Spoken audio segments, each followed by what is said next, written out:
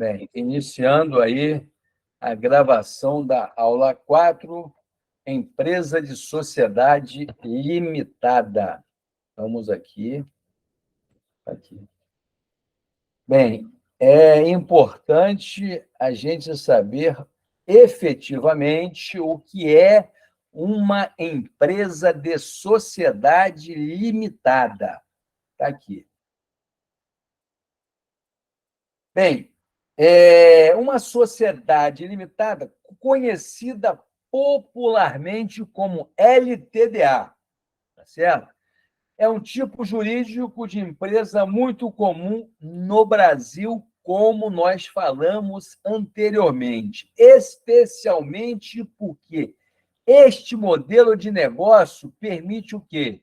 A separação dos bens pessoais dos bens da pessoa jurídica. Esta é a grande sacada de você abrir uma limitada, porque todos nós sabemos que toda atividade econômica, todo negócio, ele envolve risco. Então, esta possibilidade jurídica de separação dos bens dos sócios, dos bens da pessoa jurídica, elas possuem o condão de fomentar a abertura de mais empresas, de estimular as pessoas a empreenderem mais. Muito bem? Então, está aqui. Observação. Claramente, podemos reparar que há necessidade, em alguns tipos de negócio, de que o patrimônio pessoal adquirido pelo empresário não fique comprometido junto ao negócio. A separação jurídica, tá certo? Porque é importante, porque dado a questão relativa ao risco, tá certo? Então, aqui, esta observação, ela está falando sobre essa relevância que tem desta separação. Nós vimos lá na aula 2 que, quando a gente fez uma abordagem rápida sobre a sociedade empresária limitada, a gente fez uma apresentação, nós chamamos esta separação de uma barreira jurídica entre os bens da pessoa jurídica e os bens da pessoa física ou dos sócios. Exatamente o que nós falamos aqui no começo da aula 4. A relevância dessa separação é para que você possa o quê? Possa mitigar o risco, tá certo? É o que está dizendo aqui. Isso porque há risco envolvidos em qualquer abertura de empresa. Tá? Então, se existe muito risco, a tendência é o investidor se intimidar em face de uma conjuntura econômica. Então, esta abertura, reiterando, essa separação dos bens é uma forma de você estimular o empreendedorismo, tá certo? Então, é o que está dizendo aqui. Bem, é importante vocês saberem, porque a gente costuma ver em um monte de painéis pelo centro afora, pelos shoppings afora, pelo mercado em geral, a expressão LTDA, certo? E ninguém é obrigado a saber nada. A gente está sempre em constante aprendizado, tá certo? Então, aqui a gente está aprendendo, então é importante a gente conhecer essa sigla famosa que está sempre no mercado e muita gente não sabe e não é obrigada a saber também. Está aí.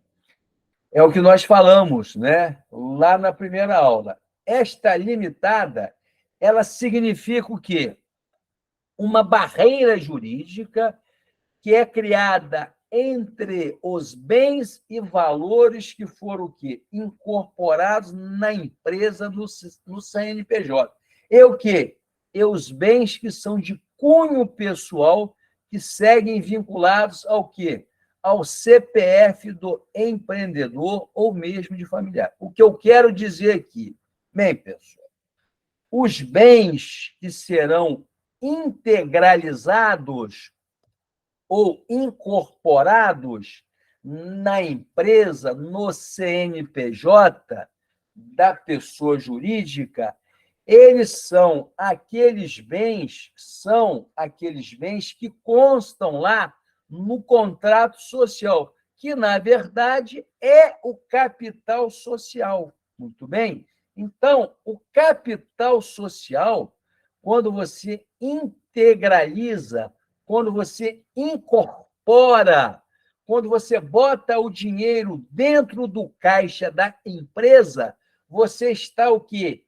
Incorporando esse montante financeiro ou através de bens, ativo real, por exemplo, no CNPJ, para que fique bem diferenciado da pessoa física que vai ter os seus bens registrados lá no CPF dele. Então, enquanto sócio, ele vai ter o CNPJ da pessoa jurídica, o CNPJ da empresa com os bens dela, tá certo? E ele fica com os bens dele, da pessoa física, no CPF dele. Se, porventura, houver uma debacle financeira, um insucesso financeiro da empresa, quem vai responder vai ser o quê? O CNPJ da empresa. O CPF, ele não entra nessa situação corriqueira de você responder pelas obrigações sociais da empresa de sociedade limitada, salvo se houver uma má-fé na hora de você fazer as suas negociações enquanto empresário. Aí a gente já entra numa outra matéria que a gente vai ver mais tarde. Aí, o ordenamento jurídico, ele permite uma desconsideração da pessoa jurídica, para que os bens dos sócios respondam também pelas obrigações sociais da pessoa jurídica. Muito bem? Mas isso é uma situação de exceção que nós estudaremos mais a miúde, mais aprofundadamente mais à frente. Então, está aí.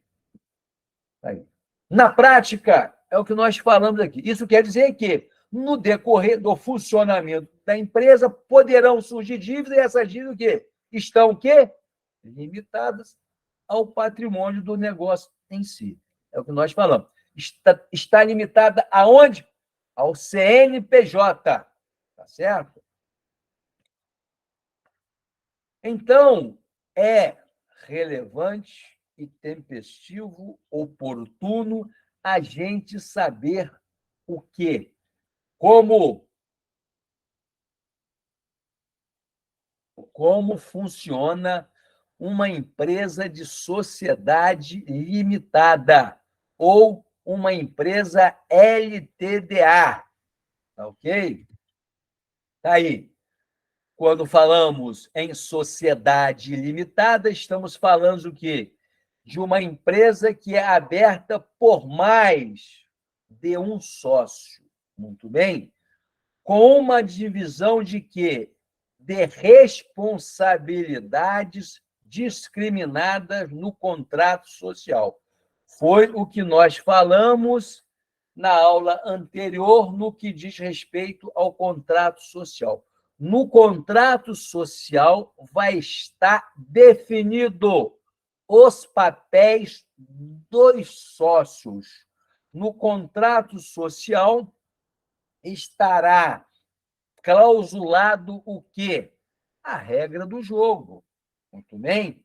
O que pode e não pode ocorrer no âmbito de uma sociedade LTDA ou uma sociedade limitada. Muito bem?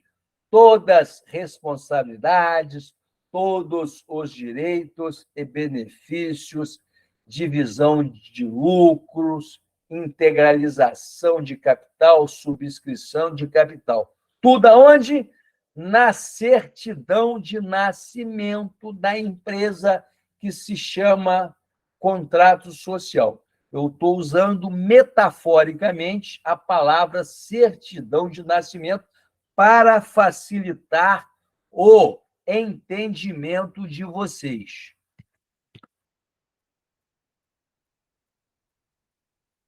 E contando ainda com o quê? Com a chamada identidade jurídica própria, que é o capital que está investido na empresa é o único a ser utilizado o quê? Nas tramitações financeiras e judiciais. Muito bem? Então, pessoal, aquele capital social que está registrado, que está clausulado no contrato social, tá? A empresa vai ter que se mexer, ela vai ter que se virar dentro daquele capital social ali. Muito bem? Ela não pode ter o quê? Uma contabilidade paralela. Não é, meu amigo Rodrigo? Porque senão o pau na moleira come, a Receita Federal não gosta, o leão não gosta. Muito bem? Então, o que quer dizer aqui é que, no momento em que eu integralizo o capital social da minha empresa, da minha sociedade, aquele é o valor que eu vou girar o meu negócio, seja no âmbito financeiro, seja de forma judicial. Ele vai responder por tudo, tá certo? Ah, mas, professor, é muito pouco o capital social. Não tem problema. Vamos fazer o seguinte: vamos chamar um advogado para a gente fazer uma alteração do contrato social. Vamos fazer uma alteração no capital social. Eu vou o quê? Vou aumentar o capital social da minha empresa. Para isso, eu faço o quê? Uma alteração contratual, tá? Para que eu possa aumentar o volume de recursos da empresa, porque a empresa ela está ganhando mais musculatura econômica e financeira. Ela está se solidificando, se consolidando no mercado, ela está se expandindo, muito bem, e aquele capital social ali é insuficiente para ela se manter dentro dessa nova dimensão. Aí você chama um advogado, você chama um contador para que possa fazer uma alteração contratual, e essa alteração, pessoal, ela tem que estar registrado na junta comercial, lá na Juscerj, muito bem? Então, como eu sempre falei no começo do curso, numa empresa é de capital relevância você ter um advogado e você ter um contador. Essas duas figuras, elas funcionam muito bem com o empresário, muito bem? Então, vocês vão ter sempre emprego se a economia estiver crescendo, ok? Então, tá aí.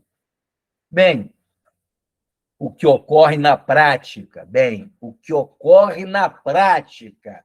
Essa é a pergunta que não quer calar, pessoal. Bem, os sócios definem o quê? As cotas que correspondem a cada um, podendo o quê?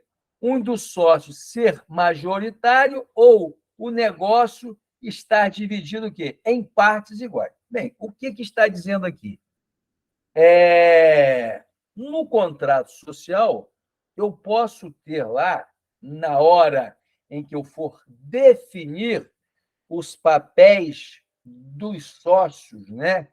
Os papéis societários, eu posso ter um sócio majoritário ou posso ter também um sócio na mesma igualdade. O que eu estou dizendo aqui?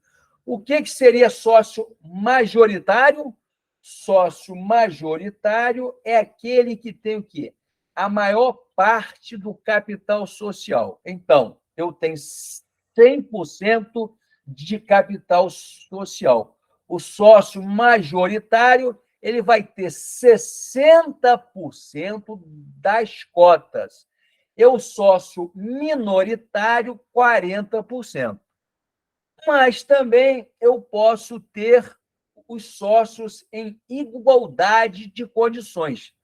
Cada um vai ter o quê? 50% da empresa ou do capital social. Muito bem? Então, pessoal, vocês falam, ele vai ter mais cota do que eu. Sim, ele vai ter mais cota do que você, mas ele vai ter mais responsabilidade do que você também. Se estourar alguma coisa, se a empresa se endividar, ele vai responder no âmbito dos 60% e você no âmbito dos 40%. Muito bem? Então, mais cota, mais responsabilidade também. Okay? Então, esse equilíbrio, essa simetria, vamos colocar assim, tá? Isso aí é conversado com os sócios e tem que estar onde? No contrato social, que é a certidão de nascimento da empresa. Muito bem? Bem, está aí uma outra pergunta que não quer calar.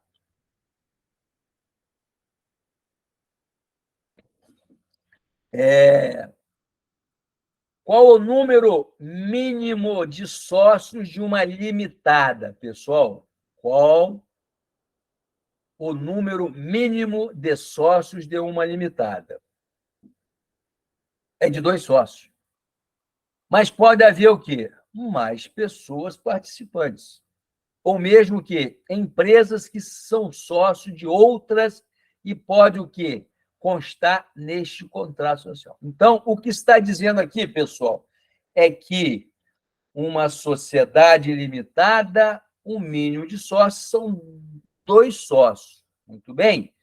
E de uma empresa limitada, você pode ter o quê? Como sócio, como partícipe do seu capital social, como detentor de cota, uma pessoa jurídica, uma empresa.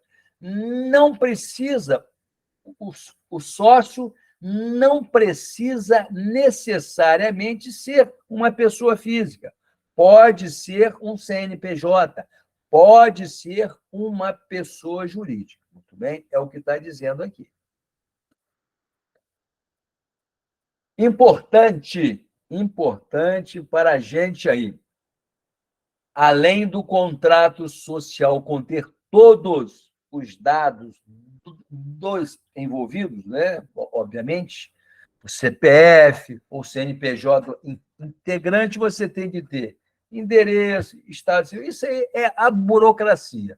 Eu coloquei isso para que vocês, né, se quiserem, né, já dar uma consulta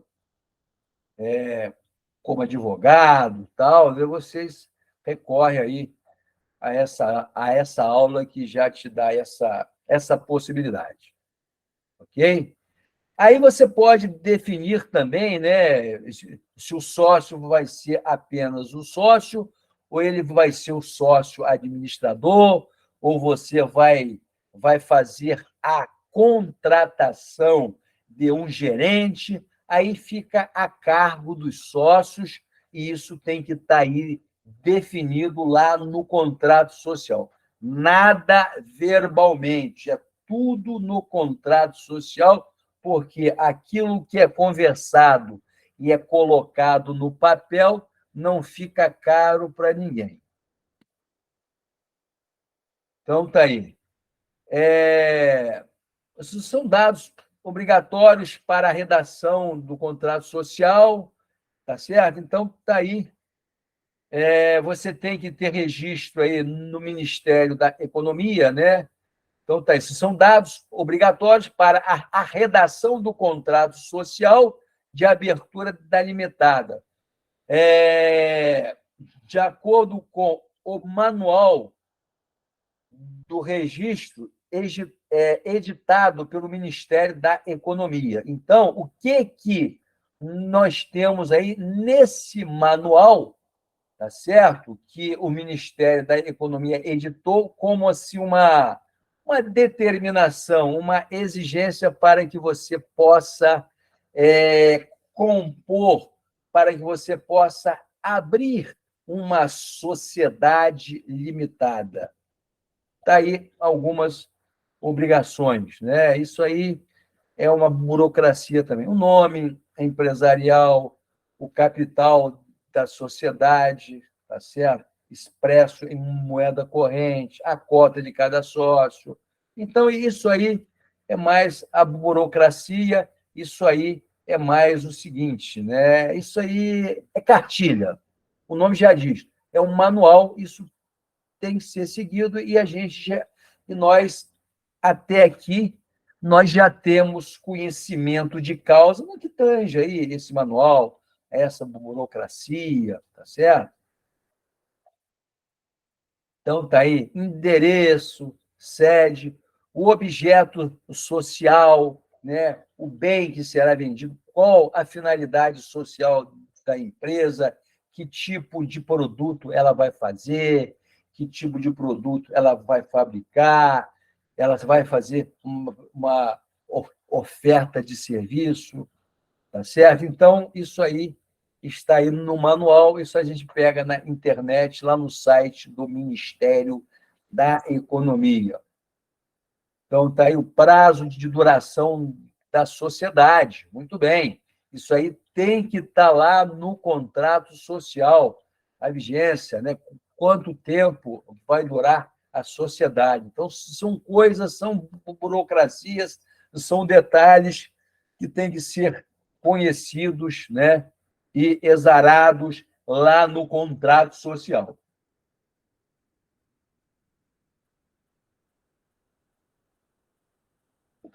Então, a gente tem aí o encerramento do exercício social, tá? Se vai ser, se for em dezembro, né?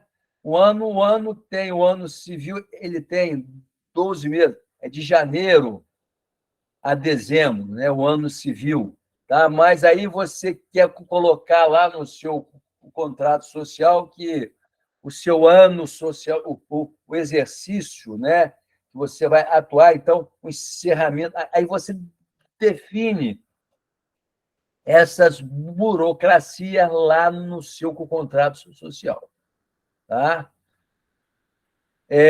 Mais uma burocracia aí, mais uma exigência, né?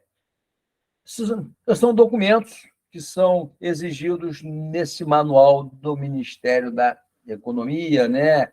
A qualificação do administrador, a formação dele, né? Se é sócio ou não, essa parte burocrática aí. Tem que estar designado lá no contrato social. A participação dos sócios, né? Os lucros, as perdas, então, tudo isso aí a gente tem que estar aí.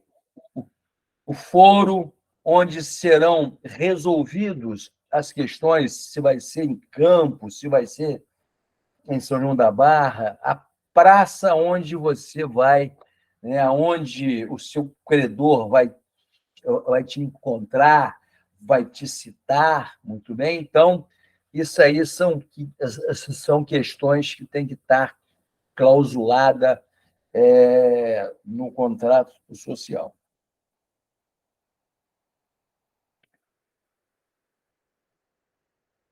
Bem, aí, pessoal, aí, Lucas, a gente tem aí o seguinte, né? A gente vai ver aí o que seria agora efetivamente a ESLU, né? Então, diz o seguinte: olha, a gente viu que o mínimo de sócio para que a gente possa abrir uma sociedade empresarial é de pelo menos o quê? Pelo menos 2 sócios. Muito bem. Agora, existe a possibilidade da abertura de uma sociedade limitada apenas com uma única pessoa. É a famosa SLU, é a Sociedade Limitada Unipessoal, onde você tem os atributos aí, onde você tem aquela separação dos bens dos sócios em relação aos bens da pessoa jurídica. Muito bem? Então, essa SLU, ela deu a possibilidade do agente, da pessoa que não quer ter sócio, você quer ser um empreendedor sozinho, isolado, né? Você não gosta de ter sócio, tal, não precisa de sócio, ok? Porque o sócio, às vezes, é uma necessidade, porque você tem uma pessoa que entra com dinheiro, entra com serviço, às vezes o sócio é uma necessidade. Então, mas em se tratando de um cidadão, de um agente que não queira ter uma outra pessoa no seu negócio, a lei, o ordenamento jurídico, a nova teoria da empresa que está consagrada no Código Civil de 2002, ela viabilizou a possibilidade de você ter uma SLU, uma sociedade limitada unipessoal. Muito bem? Está aí. Esse tipo de empresa foi criado para quê? Como nós falamos, para que um sócio apenas possa também o quê? Organizar o negócio dentro dos parâmetros de uma limitada. Então, você vê que o nosso ordenamento jurídico ele amplia a possibilidade para que as pessoas, né? Eu diria até que seria um incentivo a mais ao empreendedorismo, porque às vezes você quer ser um empreendedor, mas você não quer ter sócio, você tem uma dificuldade, né, em relações sociais, numa relação com outra pessoa, porque é, a sociedade, pessoal, você envolve dinheiro, você envolve interesses, muito bem? Então, são interesses, tal, então você tem que ter um sócio que você tenha confiança nele. Então, se você não é aquela pessoa, tá, que tenha essa facilidade, né, esse jogo de cintura, então você abre uma SLU, né? Você pode abrir uma SLU e você, né, ter a sua atividade econômica de forma profissional, certo? Então, está aí, a SLU. Aí diz exatamente o que nós colocamos, né? A separação dos bens dos sócios dos bens da pessoa física do CPF. Muito bem? Então, a SLU ela permite que você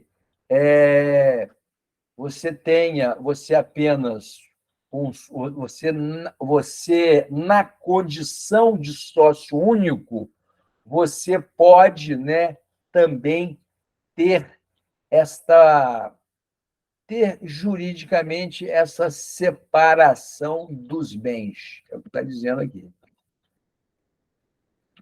Então, está aqui, observação importante. No modelo com um ou no modelo com dois ou mais sócios, há exigência sobre os empresários que participarão da sociedade limitada. Que exigência é essa que a legislação faz? O cidadão precisa estar apto o quê? Para o pleno gozo da capacidade civil. Muito bem? Ele tem que estar em pleno gozo das faculdades, ele tem que estar apto a assumir responsabilidades no mundo jurídico, tá certo? Então, o que quando a legislação diz que eu estou em pleno gozo da capacidade civil, em qual momento da minha vida importante? Os maiores de 18 anos podem o quê? Representar a si mesmos na abertura do negócio, enquanto os menores estão sujeitos o quê? A regras especiais, de você ser um assistido, tá certo? E outras peculiaridades. Então, para que você possa responder em pleno gozo civil pela sua atividade negocial, você deve ter mais de 18 anos. Aí você está aí, né? Pode ampliar aí, pode, né? Ter responsabilidade, já pode andar sozinho, vamos colocar assim, certo? É possível ainda que uma empresa seja o quê? Sócio de um negócio também, de um fundo de investimento. Importante isso aqui. Uma empresa, ela pode ser sócia de uma outra empresa, né? Como nós colocamos anteriormente. E também o quê? Um fundo de investimento. Vocês sabem, né? Mais uma curiosidade, que Campos hoje a gente tem o quê? Muitas aberturas de farmácia. A Pacheco, a Raia, a Tamoio, tal. Essas farmácias, pessoal, elas não são de empresários campistas. Elas são de fundos de investimentos. Muito bem? Então, você tem hoje, nesse capitalismo contemporâneo, uma modalidade de negócio muito interessante no mercado financeiro. Então, você monta um fundo de investimento, vende as cotas dele, tá? E esse fundo de investimento ele vira dono de uma atividade econômica real. Um exemplo, as farmácias aqui de Campos. A maioria das farmácias novas aí de fora, elas têm por trás dela um fundo de investimento para que possa financiá-las e para que o lucro dessas farmácias elas o quê? Elas alimentem quem? Os investimentos, os investidores do fundo de investimento que está por trás delas. Muito bem? Então, isso aí é um modelo, né, internacional, eu diria, né? Isso é um modelo do capitalismo internacional. O mercado financeiro, ele monta, né, cria um fundo de investimento para ganhar dinheiro, tá? E você vai buscar aí atividade real. Eu estou citando exemplo de farmácia aqui. Um outro exemplo é esse Porto do Açu aqui. O Porto do Açu ele tem dois sócios que são dois fundos de investimentos. Um fundo americano, que é o AIG, que seria um dos donos do Porto do Açu, e tem o Mubadala, um fundo de investimento árabe. Então, esses dois fundos de investimentos, eles são donos do Porto do Açu. Eles são donos do empreendimento chamado Porto do Açu. Então, esta é uma maneira de você empreender também. É o que está dizendo esse slide aí, né? Só para a gente frisar isso aí. É possível ainda que uma empresa seja sócia de um negócio e também que um fundo de investimento em participação apareça neste contrato social, tá? Mas para que o fundo seja sócio de uma empresa, ele tem que estar lá, tem que estar no contrato social em se tratando de uma limitada. E em se tratando de uma sociedade anônima, obviamente que no estatuto social. A gente vai ver isso futuramente.